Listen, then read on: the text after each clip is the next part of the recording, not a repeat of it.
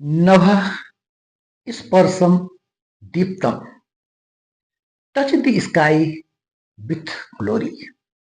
सम्मान के साथ आकाश को छू।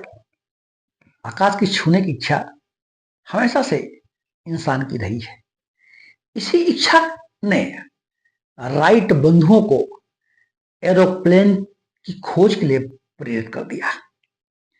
Touch the sky with glory, यह हमारे भारतीय वायुसेना का आदर्श वाक्य है। सम्मान के साथ आकाश को छुओ, touch the sky with glory. वास्तव में यह आदर्श वाक्य गीता के श्लोक 11वें अध्याय से लिया गया है, जब भगवान श्री कृष्ण कुरुक्षेत्र में अर्जुन को उपदेश दे रहे थे। उसी उपदेश का यह एक अंश है जो कि हमारे भारतीय वायुसेना का आदर्श वाक्य के रूप में लिया गया है।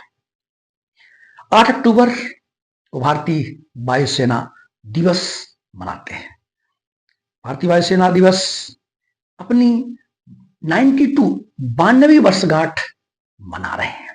यह चेन्नई के तारबम मरीना बीच में यह वर्षगांठ मनाई जा रही है। मरीना बीच आप जानते हैं तमिलनाडु चेन्नई के बंगाल की खाड़ी में स्थित है, जो भारत का सबसे बड़ा समुद्री तट है और विश्व के बड़े समुद्री तटों में से एक है। यहाँ हमारी भारतीय वायुसेना अपनी वर्षगांठ मना रही है। अब हम जानते हैं इसके इतिहास को। भारतीय वायुसेना का इतिहास 1926 में स्कीन कमेटी गठित की गई।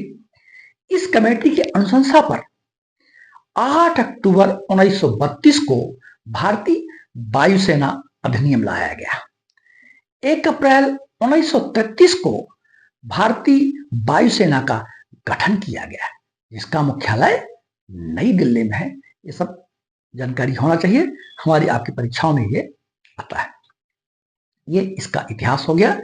1950 के पहले, देश की आजादी के पहले, इसे रॉयल एयरफोर्स कहा जाता था और आजादी के बाद इसे 1950 के बाद इसे इंडियन एयरफोर्स कहा जाने लगा।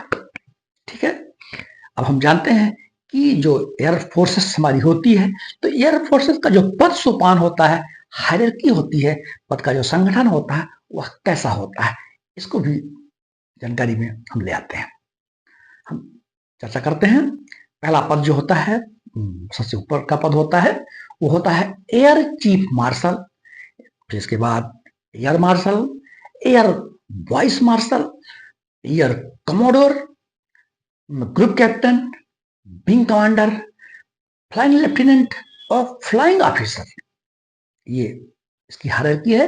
लेकिन परीक्षाओं में कई बार पूछा जाता है कि एयरफोर्स का जो सर्वोच्च पद कौन सा है, तो इसका दोस्तों इसका जो उत्तर है, एयरफोर्स का सर्वोच्च पद मार्शल होता है।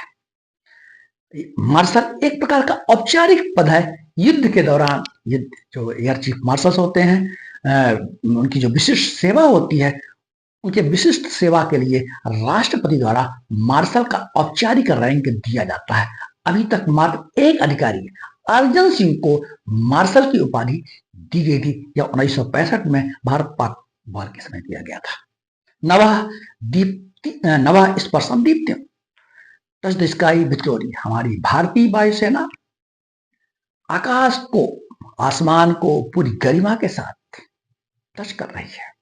हमारे पास एक से बढ़कर एक लड़ाकू विमान, इसमें राफेल, तेजस, चिनूक, प्रचंड, ये अपाचे ऐसे लड़ाकू विमान हैं जो हमारे दुश्मनों के छक्के छुड़ा सकते हैं।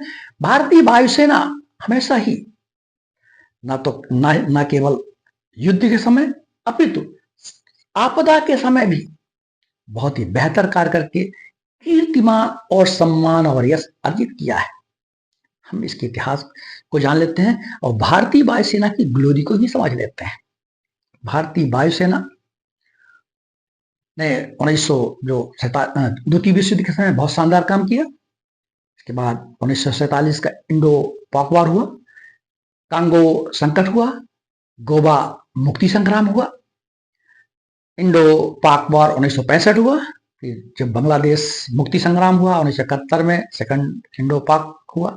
तब 1962 में इंडो चाइना वॉर हुआ। और हमारे बहुत सारे ऑपरेशंस थे, जो operation Meghdoot, operation Pawan, operation Pomalai, operation cactus और कारगिल युद्ध। हमारी एयरफोर्स ने touch the sky with glory, आकाश को पूरी गरिमा के साथ छुआ है। बहुत सारे युवक एयरफोर्सेस में जाना चाहते हैं। एयरफोर्सेस में भर्ती के लिए संगठन है। आप नेशनल डिफेंस एकेडमी के माध्यम से जो लोग 12वीं मैथ्स और फिजिक्स लेके पास होते हैं, वो पढ़ते हैं, उनको यूपीएससी परीक्षा कंडक्ट करती है नेशनल डिफेंस एकेडमी के लिए। जो उसमें पास हो जाते हैं वो एयरफोर्स में जा सकते हैं। और जो अग्निपथ स्कीम है, अग्निपथ स्कीम के तहत अग्निवीर को भी वायुसेना में जाने का अवसर प्राप्त है। आप इनकी ऑफिशियल वेबसाइट को विजिट करके आप इसकी भर्ती की प्रक्रिया को जान सकते हैं। याद रखिएगा, वर्तमान में जो हमारे एयर चीफ मार्शल हैं वो अमरप्रीत सिंह हैं। सुब्रतो बनर्जी भारतीय वायुसेना के जनक माने जाते हैं और पहले एयर कमांडर इन चीफ रहे हैं।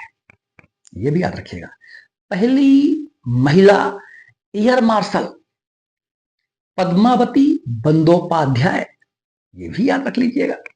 तो ये सब चीजें आपके परीक्षाओं में काम आएगी और सामान्य जानकारी तो होना ही चाहिए।